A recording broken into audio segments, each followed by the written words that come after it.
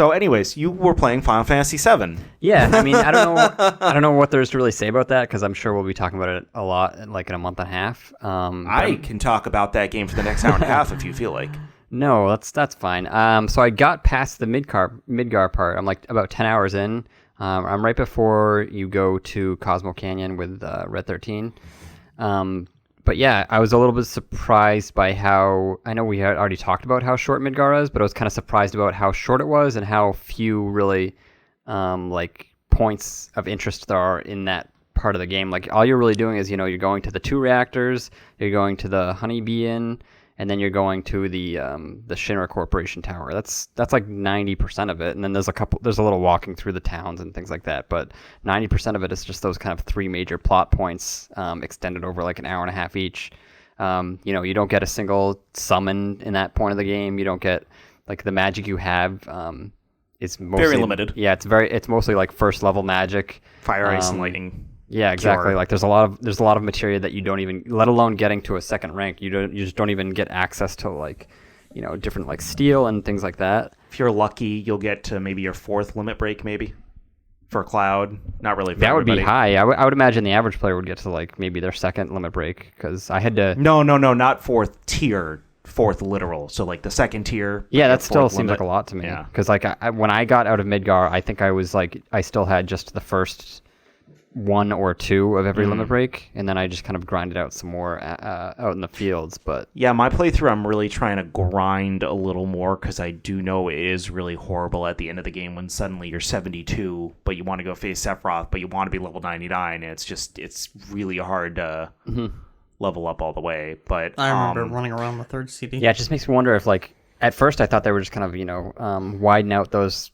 points, but it seems like I would imagine they would have to kind of add like whole other plot points, like whole other areas. Midgar is going to be a to. completely open world. Yeah, it's going to be like with mini missions and stuff like that. I know they haven't given us any I would imagine, reason to side quests, quests, new enemies. It would just give more immersion to Midgar too, which would be neat. And it would just, like I said, it would just add on to.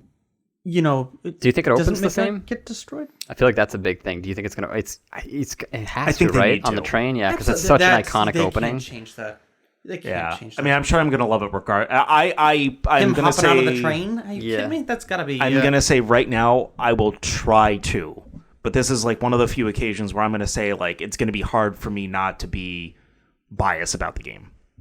That's just how it is. Well, of course, it's your favorite. Yeah, it's and it already looks like it's going to be great. Although, then again, I guess even things that I love and enjoy, I can poke fun at. But I would say that they need to start off like that.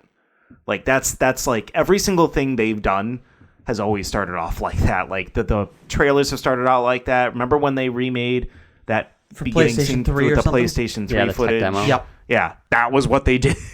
Like, I think they'll start off that way. I don't think there's any worry about that. Yeah, I wonder how much that first mission is going to differ, because the first mission is only like 20 minutes, and it's pretty quick. They'll probably do a lot more to get you used to the new a lot more tutorials, because I imagine style. it's more complex than, obviously, the first game. Have they shown whether, like, you bump into an enemy and then you go into, like, a fight zone, or is it literally they haven't really shown. Is that? I think they're just around the world, maybe. Kind of like a current Pokemon. Okay, so see that's. But I don't know. I've been kind of avoiding the coverage, and the little coverage that they have, I don't think it's been very like detailed about like the ins and outs and the menus. Honestly, you guys are avoiding nothing. They haven't really shown anything. Yeah, they've shown a lot of gameplay though.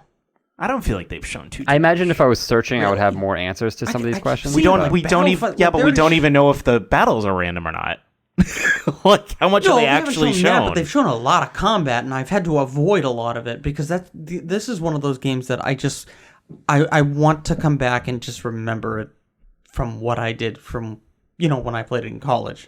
I just want to remember the music. I want to remember all of it when I play it. That's what I did with Resident Evil 2, and I loved going back, like having those nostalgia factors of like, oh my god, I remember walking down this hall. Yeah, the soundtrack in this game is crazy good. It's like every dumb sound, every dumb music cue is amazing. And it's like even like the most minuscule tracks I know by heart. Yeah, like, just like humming the Chocobo Ranch is very unique and special. The casino, like oh yeah, Cosmo Canyon, Gold Saucer song. I love you that one. The boss fights, Fuck the regular fights, like off. everything has its own unique music Yeah. that would be like kind of, it would stand out in any other game, but they kind of all stand out. She is not taking my materia this time around. Well, I guess you're gonna skip that mission. I think it's the same person who did the music for the original that's doing the music for this one. I mean, you can't have it any other way. Nobu, I forget his name. He He did it for FF10 too. Like he's been doing. Yeah, the he, music. Really? he did a bunch of Yeah. them, and then he's Oh, no kind wonder of why like, I love the 10 music. So one of the things though that I think is different, like you said, like Midgar was really quick and you got through a lot of the game quick. We also know exactly where to go and what to do. So I think Yeah, that adds that's to true. it a little bit. yeah, I wonder how long it would take someone that's never played it, if it's like drastically different or not. That's another thing. I also want to be able to figure it out again, especially if they change it up a little bit. It is pretty jarring to play the version I've been playing. I was even playing it just a few minutes before we started the podcast on my Switch. That version is basically the port of the PC version. It's the same version I have on PlayStation 4 as well. It is jarring to match that to what Matt's playing. Matt's been playing it on his PlayStation Mini or Classic. PlayStation Classic, whatever it is. It's a mini version of the PlayStation. Which is the best. Which is the original port of the game. Yeah. And it's funny because there's only one difference between the two, and that's that they took the polygons and basically, it's not that they even cleaned them up, it's just the aspect ratio is greater, so they look clean. But that's it. It's Yeah, not all like the they character models look a remastered the lot game better. or anything like that. It's just the models look clean. And it didn't really... I had always just thought like, oh, it just looks a little better, but then I watched his, I'm like, oh my god, it is so pixelated. It looks... Even that little change was so huge, and they didn't even really change that much. So it's funny. But yeah, I replaying it. It's just Yeah, because you're can't replaying wait. it too. Yeah, right? I can't wait. It's making me fall in love with the game all over again. We should have it in 3 weeks, but we're not. We're gonna have it in a month and a half. Pretty Those close. I know. I'm pretty close March to 10th is gonna be hard. March 3rd. When was the original date? Was it March 3rd? March 20th. I think March 3rd March 3rd. was I the think original you're right. date. Okay. That's March gonna be a rough 20th is day. Animal Crossing. I have that date Yeah. burned into my head. I'm pretty close to re-cementing it as officially my favorite game ever, yet again. So it didn't really ever leave that, but I know there was like a lot of talk about like, what is my favorite game ever? And Well, you'll it's always be kind able of- to say the Final Fantasy VII. It's up there, Two. no matter Well, what. now you can say 2 games because it's Yeah. the same game. It's just modernized. So Well, we'll kinda see. like Who knows? anything else where it's like, do you really I don't have a think he's favorite? not gonna like it. Me? It used to be. Well, no. So with anything, it's like, do you really have a favorite, or do you just have like, there's that kind of tier, that There's upper a echelon tier, tier, yeah. like For me, Silent Hill 2 and Mass Effect. first or second? No, you can't. It's Just Mass Effect in general, Yeah. Yeah. The first three. not Andromeda. First 3, yeah. And then Two and a half. Metal Gear Solid 2 and Metal Gear Solid 1, Metal Gear Solid 4, those were upper echelon for me. That I'll always remember. I'll always want to go back and replay them over and over Do again. you know what's funny? The most exciting thing to me about the PS5 is the fact that I'll get to play Metal Gear Solid 4 if it is backwards compatible, because that's a game that I will buy. And Why are you got to play the other ones first? I have the other ones. It's hard for me Well, to yeah, but want you to might- play you might- through the series if I don't have that one, though.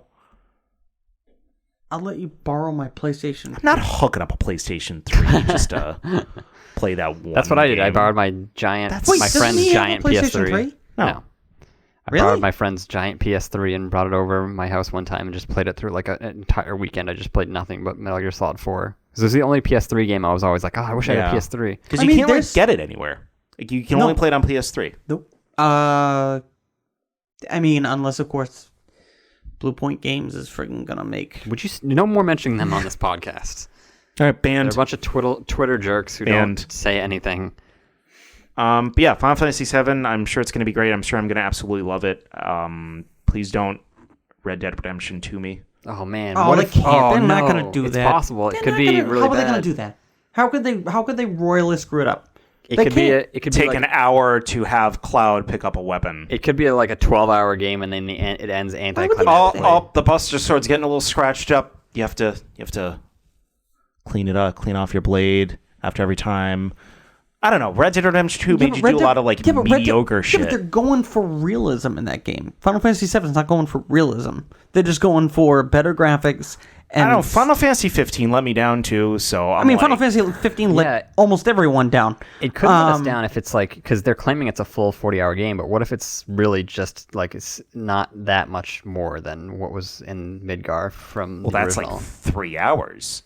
4 hours maybe tops. Yeah, what if it was only nothing. like 12 hours or something? They are honestly, so confident in this. They're very confident. I don't think if they weren't confident, they would be not really showing much. They would hide it a little bit. Square Enix is more or less one of the few developers that are in like good light right now. They haven't really pissed anybody off in the past few years, unlike basically all of the other gems, Blizzard, Activision, EA, Bethesda. They've all kind of been royally fucking up. Square Enix, while they haven't like made any huge waves, they haven't like done anything. They haven't made a great Final Fantasy game in a while, though. That's true. They've just been remaking the old ones. Well, the 14s, or what's the online 15 one? 15 wasn't great. 14 has been... 14 was good, but it was just like an online... I guess different. Whatever the latest expansion was, people were obsessed with it. Well, not only that, like it's been better for a few years now. Like they really went to town on redoing that game. And I was going to say 15 wasn't that good. Yeah, no, 15 was... I lied to myself and told myself 15 was good for like an hour. 15 had so much potential. I was like, it's such a cool idea. Like you're the prince, like underneath this king, and it's like you have this group of, like you have a groupie, and then you drive it around in a fancy car, and then everything just got ruined because you're like, oh, the car can't go off the road. And Matt and basically it's like, convinced me not to play the 13 saga. Those aren't good. You didn't. What you needed? Those him are to convince okay. you to not play it. No, the battle system alone should. No, the paradigm system can suck my fat cock. That sounds. I loved that was my favorite part about those games was the fighting. It's the like paradigm system, like it was really fast paced. That's what I want in like a Final Fantasy game. Like I want it to be turn based, but like really fast, like 10-2 or Final Fantasy 10-2 again. Square Enix, if you're listening, I swear to God, if the paradigm system ends up in Final Fantasy VII Remake. But I feel like that would be essentially that would be like Final Fantasy VII if you were like telling them like, all right, use this materia, and then they just kind of decide if they want to or not, because that's like the paradigm thing. It was like, heal when you want to, like, I didn't like that paradigm system shift. wasn't working for me. I'm sorry. I mean, it's not that it. Some people liked it, some people didn't. Just wasn't for me. I felt sure.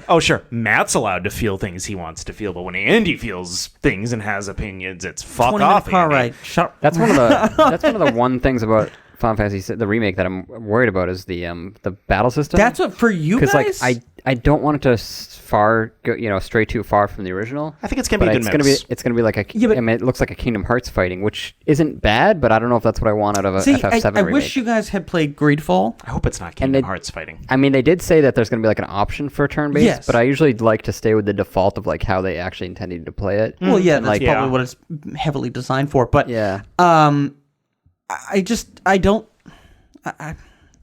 was Final Fantasy 15 successful? Financially? I bet it was. I don't like the reception. I know the story was bad, but did people? I don't enjoy. I just keep flashing back to listening to that Game Scoop episode where the guy's like, "Yeah, I decided I was going to stop playing Final Fantasy 15 because I don't like it, and I'm not going to force myself to play it." And that's what got me to be like, you know what? I'm not enjoying it either. Should I force myself to play this? I think it got pretty bad reviews bad reception when it first came out, just solely based on the storyline not making sense and like not being finished. And then they went back and fixed some of it, which even on my second playthrough, I couldn't make it through the whole game because I just kind of got bored. I mean, it was actually like a horror game towards the end. Has some good Metacritic ratings. 81 Metascore, 7.6 user score. So I mean, it's not like atrocious. It's just like it was uninspired. It's not really a lot of the side missions that were all the same. It was you go to the town and they give you the same 3. Yeah, the side quests were boring. It was kind of like in 13 where there wasn't a lot of like, but it wasn't as bad as 13 where there wasn't as a lot of like characters and emotion, and it was just kind of like like you were saying, just kind of do here, go here, kill this guy, come back. Yeah, like the hunts. That was a lot of the side quests. There wasn't a lot of like like you would find in The Witcher or something. Yeah, The Witcher, the level design. I mean, mission structure like The Witcher was great, but they do something similar that I wonder if Final Fantasy is going to do, and it kind of bleeds between where you can almost like pause time and you can just spin around the battlefield and decide what all right, this guy is he's strong against this, so I need to, I should switch to Barrett or something. And he looks like he can take more damage against bullets.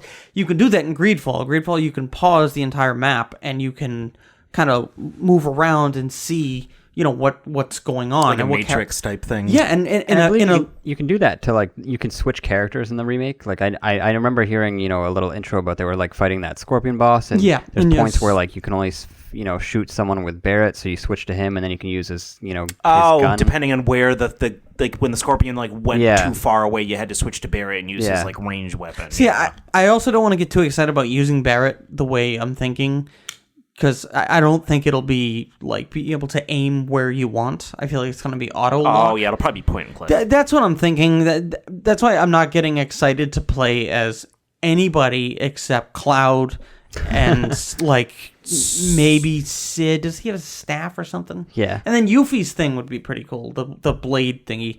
As long as she doesn't friggin' take my material. I mean, I generally liked all the characters. Except for Kate Sith. Oh, I actually. Yeah, he was weird. I never knew if it was the balloon thing or the thing on his head. I mean, they were both robots. Yeah. Spoiler alert for a game that's really old. Yeah, he's a weird character. What? Don't give me that look. What's that look for? I forgot that. Well, game's old. So here's the thing. I'm going to spoil Metal Gear Solid 4 for you right now. That was just mean. You've played Final Fantasy VII. There's a difference. It was like 10 years ago. I can't keep track of that. Oh, So, shut up. Final Fantasy 15, I think the big reason that it didn't resonate for me is because it didn't do the one thing that a lot of the other Final Fantasies did. And actually, 13 failed at this too. You make characters that were interesting? Well, Final Fantasy 6, 7, 8, 9, and 10. That was like the big chunk that I played and loved. Didn't really play 12, couldn't get into the battle system, and then 13 had the same problem as 15. But that chunk, you all had me spend time getting to know, liking, and enjoying being with those characters. They really fermented. Final Fantasy 15, the first thing they do is give you the 4 characters, give each one of them a very outlandish, like, their personality because of what they do. Here's the selfie guy, here's the reserve guy, here's the big brood, here's your, I'm trying to be emo guy, and, like, you didn't really, like... I heard you like food, here! Yeah, like, you didn't want me to get to know about these characters, you just wanted me to know what the stereotype of the character was. Final Fantasy 13... it's hard for me to remember because it was such a long time ago, but I feel like I enjoyed those characters somewhat in that game in my first playthrough. Like, I loved the guy with the chocobo and his afro. He was pretty fun. And, that guy was goofy. you knew Lightning was he was a very good Final Fantasy character for that game. He was very... just something about maybe a little animated. bit campy, just a little bit campy that worked. Yeah, but like then you had the little Final girl. Fantasy 13 was weird. It was just But anyways, like the other games though, like 6 through 10, all of which even if I haven't played through all of them, I generally enjoyed the characters in all of them. Like, really fermented like what the characters were. They made you care about the characters. In Final Fantasy 7. I would say 6 and 7 the most. Made me really care about those characters. I would probably put 10 up there, except I didn't play as much 10 as you guys did. I know 10, the story gets pretty deep in that too. So, FF15 just didn't do that. Yeah, not at all. 10, like, I don't think there was one character on your team that I didn't like. Maybe Kamari Riku a little boring. bit. Oh, I like Kamari. Just something about him. It was because he was so like wrapped in like mystery. You didn't know what the hell he was doing, or he wasn't maybe good he was as like a fighter though, like on your team, which is kind of a separate issue. But... Are you kidding me? If I always threw him in for like battles, really? like big battles,